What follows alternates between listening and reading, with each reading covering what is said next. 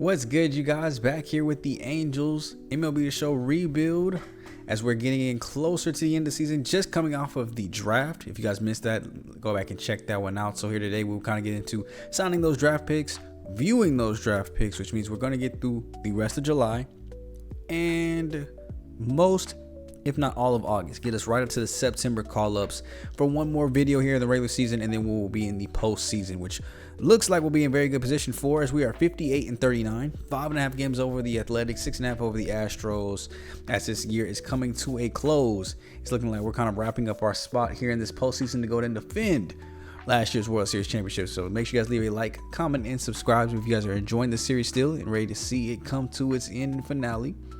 But as you can see, as far as the rest of the schedule goes, here we have a series here against Texas, series against Houston, Seattle, so a couple more division series here. Now, as far as the Athletics in Houston, this is the last 4-game set for Houston is at the end of July. And then the Athletics, we actually get to play near the end of the season. So could set up to be the last 3 games that could decide the division. If they stay hot and if they stay near the top, it could be what we focus on here in that last episode. So here today, like I said, we're going to get through July 1st. Go ahead and sign up all of our draft picks here. And in game 1 against the Twins, coming out of the All-Star weekend, we have the bases loaded here for Mike Trout. With the way he was playing early in the season, I would have had an early vote for MVP for him. He's under 300 now here, I think, for the first time since the beginning of the year. Home runs haven't exactly took off like I thought they would, but here with a chance to be clutch, Alex Vesia 0-2 gives him a slider at the chest, just a little bit late on it. And we had a very successful All-Star weekend. Had 3 All-Stars show up in the All-Star game, only one getting to play significant minutes there in Logan O'Hoppe. But we were still excited with what we were able to represent in that game. No home run derby participants, of course. And now that we're out of All-Star weekend, our guys are fresh because they were able to rest the whole 3 days and didn't have to worry about playing in that game. And maybe it can lead to some success in dubs here as Logan flies that one out to right field. So, unfortunately, All-Star weekend still got to him as he ends our bases loaded run there. And the Twins end up walking away with the first victory here in this series. As you see, Reed Detmers there, 4 2/3 innings of work, getting charged with the L here today. Offensively, only 9 hits, but no home runs here across the board. Error goes to Matt Shaw, and Tanner only an inning in the 3rd with no stats, kind of giving up. He might have got hurt here in this game then. So Reed had to come in and kind of fill in. Obviously, just the offense wasn't there, and there it is. Tanner Hoke 1 to 2 weeks with a concussion in the game. I wonder if a ball came back and hit him in the head. That would be the only reason I would think you get a concussion mid-game, so he must have got attacked. In the very next game out, we actually get the same situation here. Different score, 6-4. Different pitcher, Emerson Castellano, but same situation. Bases loaded. This time only 2 outs, as Carson Williams will be up to bat now for us. Has had a very cold season all year. Looking to heat it up now he's out of the All-Star break. 2 for 2 on the day already. And he swings through that one upstairs, ending the 5th inning, leaving the bases stranded, not able to put anything together. We'll go ahead and just return to sim to see if anything clutch comes up later. It does. Bottom of the 9th here. We are down 7-6 now. We'll go ahead and take over this whole inning as Jorge Alcala, currently 4th in the AL in saves, is going to look to shut us down here today and give the Twins a 2-0 series lead.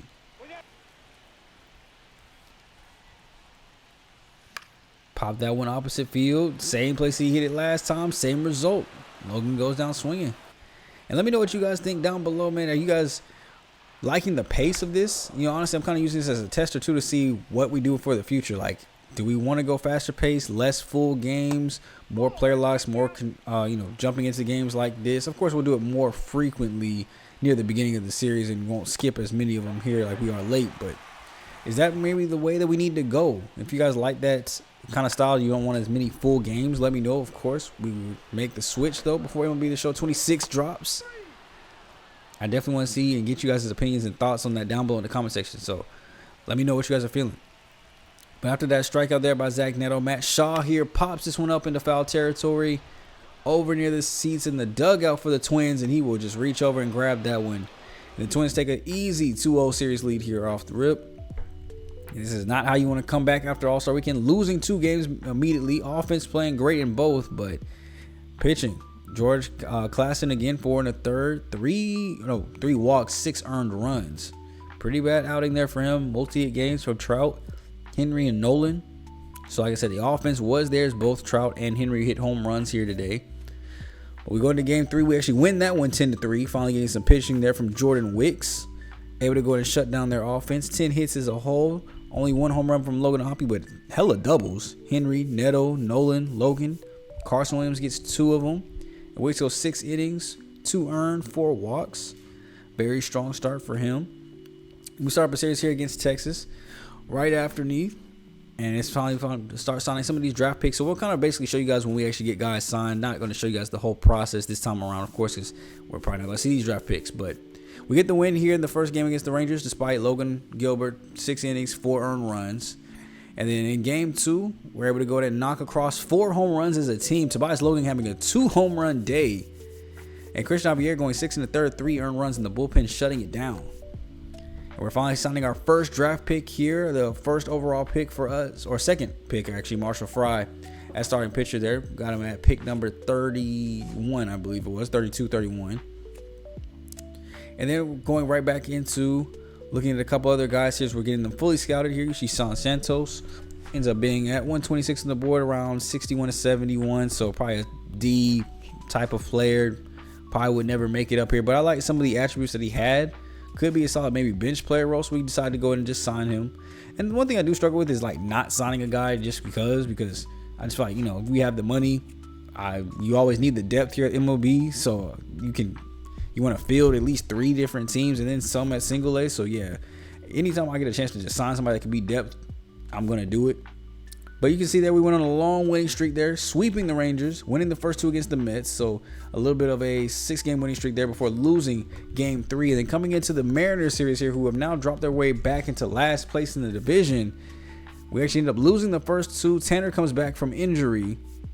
DJ Hurst goes down. And we end up getting swept by the Mariners. So now on a 4-game losing streak, not even scoring more than 4 runs total in all 3 games combined. Yeah, or what's that, 5 runs total in all those 3 games combined. We definitely have to bounce back here in this series. And we have Jordan Wicks looking to help us out with doing that. Last 3 games, 20 innings of work, 12 Ks, and a 1.35 ERA. We will definitely be looking for him to help us out here with the Astros, as they are currently in, I want to say, 2nd place in the division right now. So we're going to key in and focus in on this series with a couple player log games here with our favorite rookie this year, Tobias Logan. And in this series, we have already had 2 rookie of the years. A 3rd one was a potential candidate, but of course there was 2 of them in the same year. So our chance here of getting a 3rd rookie of the year winner on this team. If that doesn't tell you I've been drafting good this whole series, I don't know what will. We've drafted very well. Guys have come up and played at the show and produced good numbers right after getting drafted. And somebody like Tobias Logan, too, who just came in as a DH. We was a very lucky find to have good potential, good starting overall, and good hitting ratings to go ahead and take over a DH spot on a team like this. You know, facing somebody like Christian Yelich last year, Taylor Ward the year before, guys that came in and had 280 averages, hit for a lot of home runs, and he's doing the similar work here for us. Now, unfortunately, here today, he goes 0 for 2 here to start off the game, but it looks like both sides are kind of struggling here, as nobody on our offense has a single hit yet. Everybody's just going 0 for, and they're squeaking out a couple of hits, but still no runs across. As Hunter Brown still in the ballgame here, top of the 7th, 1 out. And Logan's got a 2-2 count here. Pops that one up. That ball is going deep. Way back into left field. That cutter is gone. Solo home run for Tobias Logan. We were just talking about the pop that the DH needs to provide. And he does it there with his 14th home run of his career. Wasn't hitting too well in those first 2 at-bats. Got a cutter left about thigh high, and he just straight up yanked that one. I love the stance. I love the hitting on that one. Just looks so calm and relaxed. And let's just see how far back this ball goes. It really got off the bat good there. 106 on the exit below, and that left the building. That ball completely got out of here. Now, unfortunately, Ben Joyce comes in the game, gives up a single, 2 walks, and a grand slam. And, yeah, we lost the first game there to the Astros. Ben Joyce struggling here in relief. After we give a great lead there, Jordan Wicks does not leave with anything here. 7 innings, 1 earned. Solid start from him. And we're going to need more of that. especially because we're going to the postseason with, we have really honestly 5 really good starters that could possibly, we could go 5-man deep if we need to. Now going back to signing some of our rookies here, we have Brian Weeks at shortstop that we're going to go ahead and pick up here, the number 1 overall pick here from our class. Jamie Pimento, the one of the last picks that we picked up, we go ahead and sign him too as well, so we had him fully scouted. And oh boy, another Logan Gilbert start, 0 for 5 in his last 5 attempts, and we will look to see how quickly it takes him to give up a home run in today's outing, especially against a powerful offense like the Astros. But first things first, we are hitting first, so Sal finds his way on base with the walk. Chopper on the ground over to second base, easy 4-6-3, double play. As we turn things over to the broadcast booth here, Logan Gilbert, clean first inning, which is nice to see. Go to his second inning here, clean 3. Okay, clean 3 innings. So Tobias Logan comes up here in the 4th, still a 0-0 ball game. Maybe Logan might be back. So we get a chopper here on the ground over to third base. Throw goes over, and they got him with ease. And I spoke too soon. Solo home run there. Base hit and a stolen base, and then double 2-run home run. Well, spoke way too soon. Just like that, 2 home runs go across, 3 runs total. It's still not a bad start, but the offense is just cold today. As that's a chopper on the ground. Another 4-6-3 double play from Logan. Moves the run over to third base, but the Stros do still take this one here. They end up winning by a score of 5-0. Offense only had 5 hits. Carson Williams going for perfect 3 for 3 today. Finally hitting over 200 for, I think, the first time this season. And Gilbert goes 5 1/3, 3 earned runs, but the home runs that he's just giving up are just too costly. We're coming up here close to the end of July, which is also the trade deadline, as we end up winning game 3 there against the Stros 3-2. Last chance to sign some of our guys here, so we can get a relief pitcher Anthony Horgan under contract as he's finally fully scouted. As we have 2 more games here to go, the Stros have us tied 1-1 here. We end up winning that game 6-1, so tie up the series with them 2-2. DJ Hurst coming back from injury, and the Dodgers want to offer us a trade from LA to LA. They want to give us Ryan McMahon and a relief pitcher. So Michael Kopech, not played in the league in years, so he's at AAA. That's not a huge help for me. And then the third baseman here that can only play second base. He's only batting .230 with 10 home runs, 43 RBIs. I mean, I guess that could be maybe an upgrade over Matt Shaw average-wise, but not for Nolan, bro. Like, I have nobody else playing first base this good. He's batting .270 right now. One of his career years, especially here recently in the series, so I'm not touching that. Now, that trade did spark my interest to see who's out here on the trade block. There's some guys that are interesting out here, like Evan Carter as an outfield piece if we wanted to go there. Mike Soroka here for the Braves as a starting pitcher. He hasn't played at the majors, though, all year, and the last 2 years at Colorado were booty. Let's see, Mets, Owen Miller. Trying to see if he has any position flexibility, because we also use a new utility player if you play multiple positions. Bobby Wag, neither one of them do. And this is just a great place to go. I don't really check the trade block too often and just kind of scroll through. But if you guys are ever at the trade deadline and you're kind of stuck for what moves make sense, what teams are looking for, who they're willing to give up, this is a great spot to just come check really quick to see what moves are possible. And I found a couple here, like Ben Rice here from the Pirates at first base, can play catcher too as a backup. Has batted .294 and .400 recently at the majors. Hasn't had too much experience up here, but when he's gotten up here, he has made the most of it. So that's an interesting possible find there. Herman Marquez would be interesting here. 3.52 ERA. 15 home runs given up. That might not, recent games, 3.23 ERA. Of course, he just got off a bad start, but numbers are looking good. Home runs in his last 10 starts aren't too bad. Let's see. Rockies giving up a catcher. Padres, Matt Wallner in the outfield. So like I said, we got a couple of ideas after going through that. First one here, I wanted to go and go Ben Rice for Alexander Canario. I mean, he's on my backup right fielder. Now, they want a little bit more than that, but he's the guy that we have playing basically backup first base, because we have other outfielders like Roman Anthony and Andrew Benintendi in the outfield, so he's really more like the backup first baseman. I'm just going to throw in a low-level prospect here at shortstop to kind of make the deal a little sweeter for them. They're not using him anyway, so I feel like it's a good deal.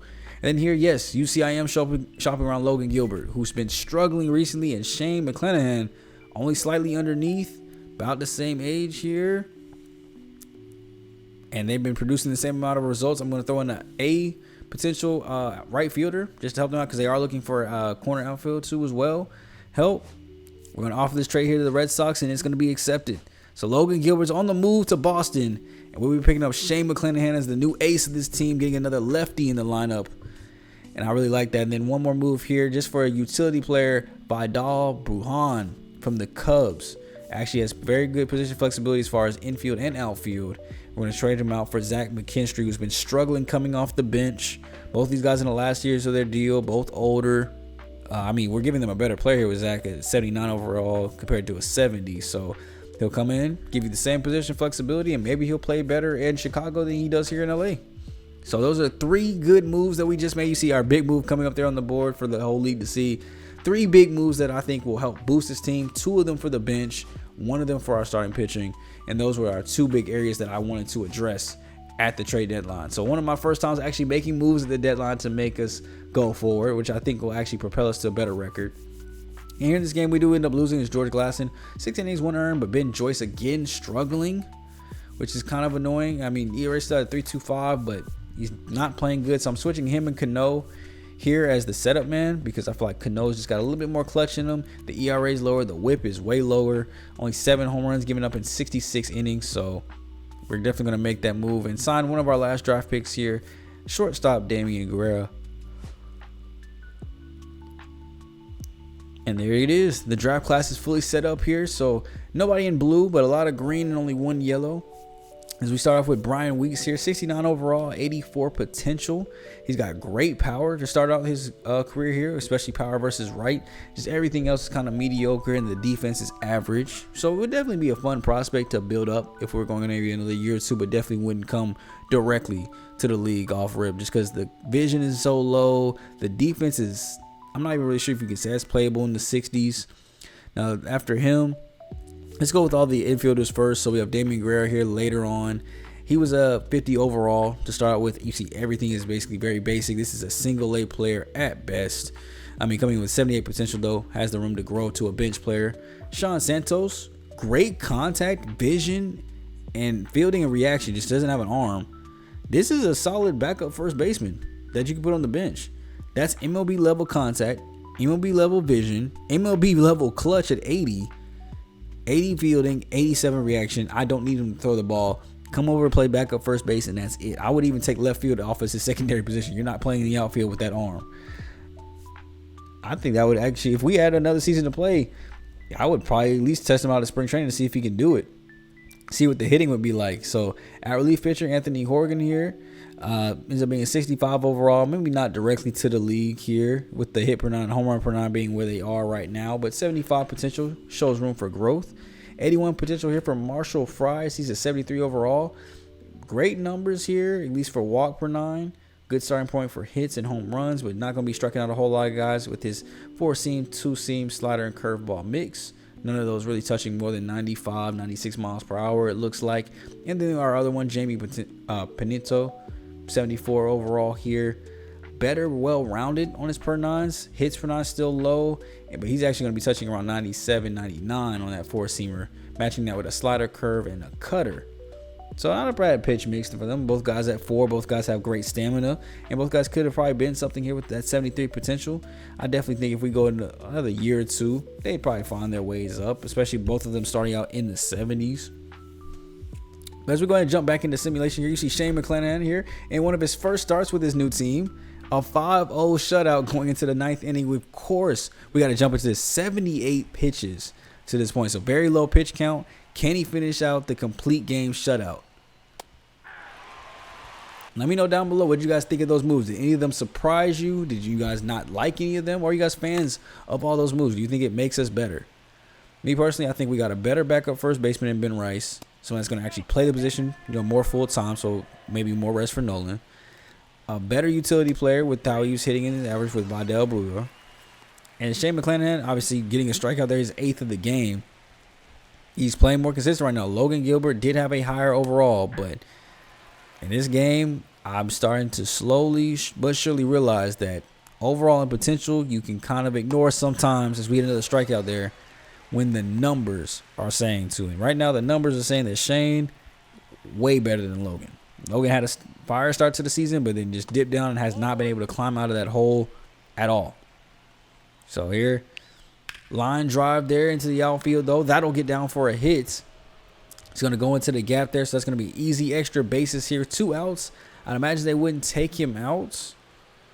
So the first thing I wanted to do is make sure that they didn't. So I actually ended up pausing the game, going into full control here for this final out, just to make sure no matter what happens, he at least gets a good chance to get in this complete game shutout.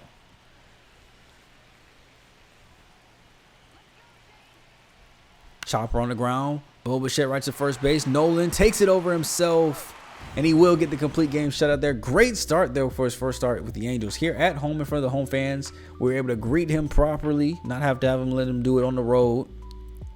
But welcome to LA. First win in the red unis. And he goes 9 innings, 4 hits, 9 strikeouts.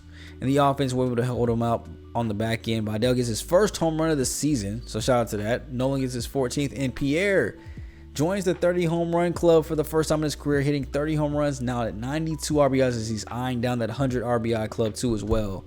So shout out to the great season he's having. MVP maybe in his future if that average still keeps climbing. Now, jumping back into it, we have the Braves series up next as we go to win game 1. Tanner gets hurt, but we win game 2. And then here in game 3, we have the bases loaded again.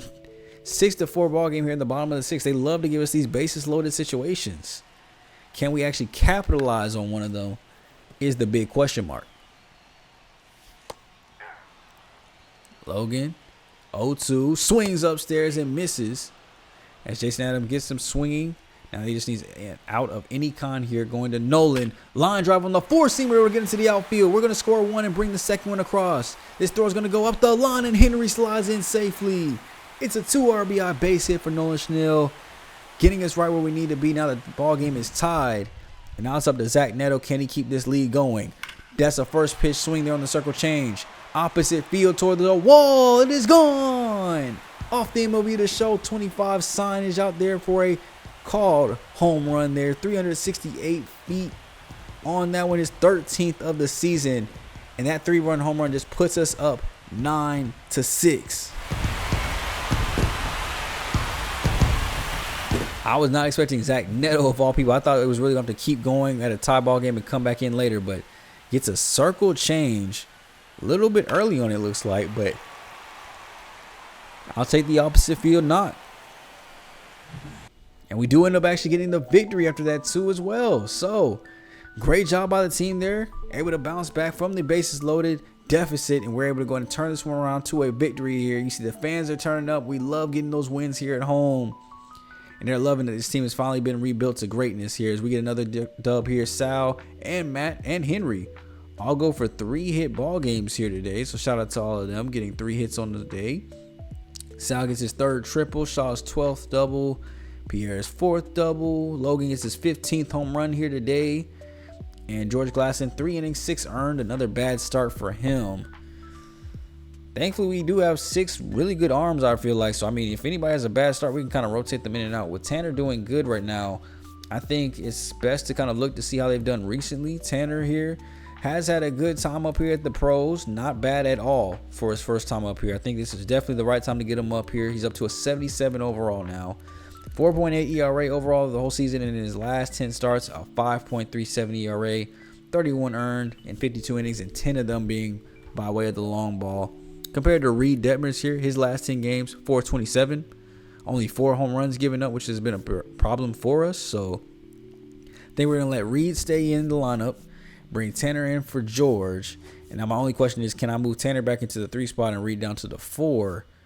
Is that going to mess up anything with stamina? So let me come check the lineup really quick. Looks like Jordan Wicks is up next. Okay, so they should have plenty of time to go ahead and get rested, especially since he's injured. So I can go ahead and put Tanner at 4 or 3, Reed at 4. And now we have a series against the Dodgers, which we go and take a dub there, going for 6 straight wins. Coming in here for win number 7 is Shane McClanahan. Goes down for 1 to 2 weeks with a concussion. So now we're missing our ace here again. We actually ended up losing that game, cutting our 6-game winning streak short, losing 4 to 6. As Mike Trout gets a home run today, Andrew Benintendi getting a home run, but Shane only able to go to 4 innings, and George 1 2/3, 3 earned runs. That is not good. So we end up winning the last game of that one, losing the first 2 against the Red Sox, and needing to not get swept here on the road. So facing Shane McClanahan's former team, and one thing that I did not notice about this game either, because I didn't check who the starters were beforehand, this was also our technical revenge game, as we did have on the mound Logan Gilbert, and you see the score, so you know what happened. Even in Boston, which is a smaller park, it would only be imaginable that he's giving up even more home runs here than in LA. Not enough trash talk though about our former teammate there. Zach Cole here up next is Jordan, not looking like himself here, not able to find the zone with the first 2 batters. Only 1 out here in the inning as he finally gets a call on the 4-seamer low. Comes right back here, swing over the top of that one. Good check there on the slider inside, so he'll walk his way down to first. And then Duran Duran, we need to get him out here as it's 2-2, going to a full count, 3-2. Runners are at first and second. We keep in mind as we get the strikeout there that we need. And now we just need 1 more out here to get out of here with a save here for Jordan. And hopefully he doesn't start to look to the point where I got to find somebody else to play this closer role here. As he swings and misses over the top of the slider. That's the Jordan we remember. Getting the save there for us, and we get out of here with a dub. Don't get swept by Boston and ruin Logan Gilbert's return revenge game. Jordan Wicks was on the mound to face off against him here. 12 hits as a team. Sal hits his 14th home run. Neto as well. And then Henry's 34th. Getting into the 100 RBI club here today. Gets up to 102.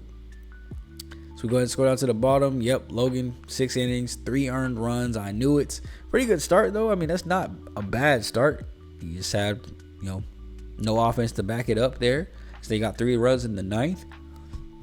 And then, yeah, who gave up them 3 runs in the 9th? Luke Little, Ben Joyce, once again giving up those late runs. Jordan actually gave up a run before we, I guess, got called into the game to finish that one up.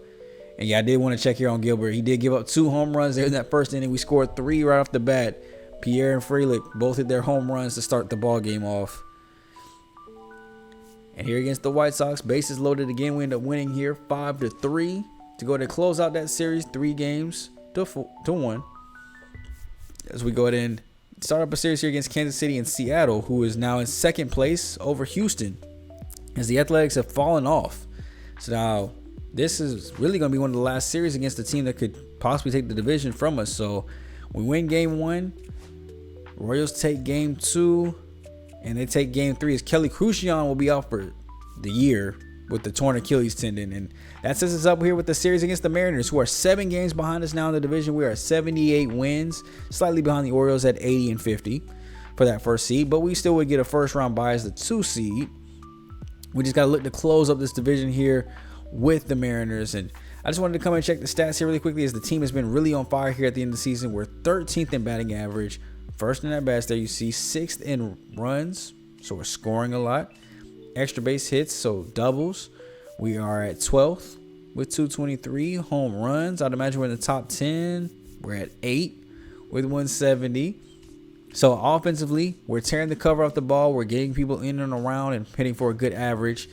Defensively, we're 1st in putouts, which is great to see. 3rd in errors, which is good to see, which means we have to be 3rd in fielding percentage. So the best defense that we've seen play on this team, and you match that up with a pitching staff that is 9th in ERA, a top 10 offense, top 10 pitching staff, and a top 3 defense. I don't know how you beat this team.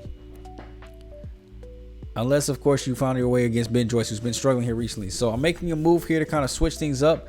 I tried to send Ben Joyce down. I didn't want to have to designate him from assignment because somebody will pick that up. And so our next thought was to bring Andrew Benintendi down. That also didn't work because they need to be designated for assignment. So I'm sending Roman Anthony down, hoping that it doesn't mess up him being on fire. The reason I'm doing this is because I'm pretty sure, I can't remember, but I'm pretty sure to get a guy on the Major League postseason roster, they have to be called up before September call-ups.